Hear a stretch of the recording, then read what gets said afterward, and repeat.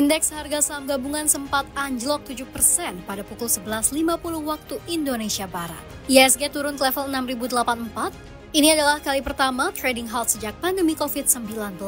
Direktur Bursa Efek Indonesia Iman Rahman mengatakan bahwa penurunan IHSG sudah terjadi sejak pekan lalu. Isu global dan beberapa hal terjadi. Saat ini investor sedang wait and see, penurunannya sebagian besar akibat aksi jual asing.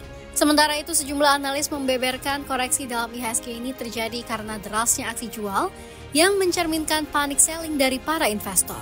Sementara analis lainnya menyebut penyebab pasar lesu adalah isu mundurnya Menteri Keuangan Sri Mulyani. Meski demikian, analis sepakat penurunan dalam IHSG masih terikat dan ikut terseret dari penurunan peringkat pasar saham RI oleh Morgan Stanley dan Goldman Sachs beberapa waktu lalu. Penurunan peringkat ini mencerminkan kekhawatiran investor global terhadap prospek ekonomi dan valuasi pasar saham Indonesia. Merespons penurunan tajam IHSG tersebut, Wakil Ketua DPR Sufmi Dasko menyambangi Bursa Efek Indonesia. Dasko juga buka suara perihal isu mundurnya Sri Mulyani dari jajaran Kabinet Merah Putih.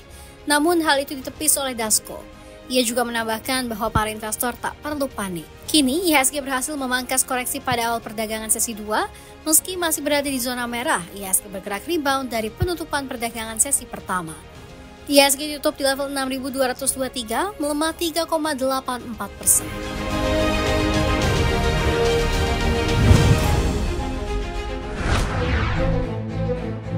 Lembaga internasional OECD menurunkan perkiraan pertumbuhan ekonomi Indonesia tahun 2025. OECD memperkirakan pertumbuhan ekonomi Indonesia tahun ini tak akan sampai 5%. Dalam laporan interim market 2025, OECD memperkirakan pertumbuhan ekonomi tanah air pada tahun ini hanya 4,9%, turun 0,3% dari perkiraan sebelumnya. Ini pun lebih rendah dari target pertumbuhan pemerintah. Sebagai perbandingan, pemerintah Indonesia menargetkan pertumbuhan ekonomi RI tahun ini bisa mencapai 5,2%. Salah satu penyebabnya adalah dampak negatif kebijakan tarif dari Donald Trump. Tak hanya Indonesia, OECD juga melihat kebijakan tarif juga akan menghambat pertumbuhan negara-negara G20. Namun, Indonesia diperkirakan masih bisa mendorong pertumbuhan lewat kinerja ekspor. Pemerintahan Amerika Serikat di bawah kepemimpinan Donald Trump berencana menerapkan kebijakan tarif baru bagi negara-negara yang memiliki surplus perdagangan tinggi dengan Amerika Serikat. Indonesia pun disebut-sebut berpotensi terkena dampaknya, meskipun sejauh ini statusnya masih aman. Menteri Perdagangan Budi Santoso menegaskan bahwa pemerintah saat ini tengah mengantisipasi kemungkinan terjadinya kebijakan tarif yang dilakukan oleh Trump.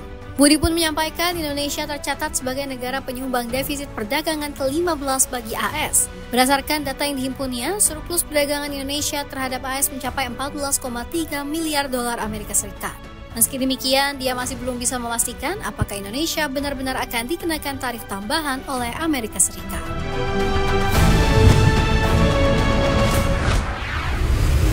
Indeks menabung konsumen IMK pada bulan Februari 2025 mencapai level 80,2, menguat 0,9 poin dari posisi bulan sebelumnya. Hal ini sejalan dengan kenaikan komponen indeks waktu menabung atau IWM sebesar 2,8 poin pada periode yang sama ke level 90,8. Sementara indeks intensitas menabung atau IIM turun terbatas 1,0 poin ke level 69,6. Terkait dengan komponen IIM, sebanyak 27,6% responden survei konsumen dan perekonomian SKP Lembaga Penjamin Simpanan menyatakan tidak pernah menabung. Angka ini lebih tinggi dari 22,9% responden yang tidak pernah menabung pada bulan Januari 2025. Lebih lanjut, terjadi sedikit penurunan pada persentase responden yang menilai bahwa nilai yang ditabung lebih kecil dari yang direncanakan, yaitu dari 56,7% responden pada Januari 2025 menjadi 56,4% responden pada Februari lalu. Perkembangan ini mengindikasikan rencana menabung konsumen yang terus meningkat dan intensitas menabung yang cenderung stabil.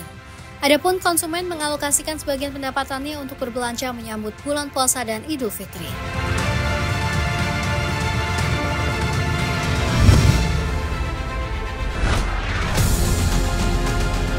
Beberapa biro di Departemen Perdagangan Amerika Serikat telah mengumumkan bahwa dalam beberapa pekan terakhir, model kecerdasan buatan AI DeepSeek asal China dilarang digunakan di perangkat pemerintah.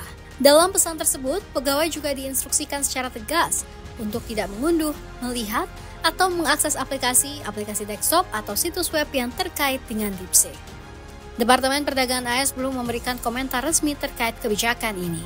Model AI berbiaya rendah dari DeepSeek sempat memicu aksi jual besar-besaran di pasar ekuitas global pada Januari lalu. Investor khawatir bahwa kehadiran DeepSeek dapat mengancam dominasi AS dalam pengembangan teknologi AI. Para pejabat AS dan anggota Kongres juga menyatakan kekhawatiran mereka terkait ancaman DeepSeek terhadap privasi data serta potensi kebocoran informasi sensitif pemerintah.